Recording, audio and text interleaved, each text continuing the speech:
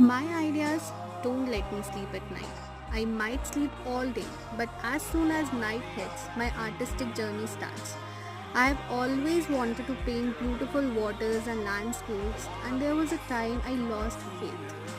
But my patience and hard work helped me regain it. Recently, I traveled to a hilltop and got really excited to draw this landscape. Then what?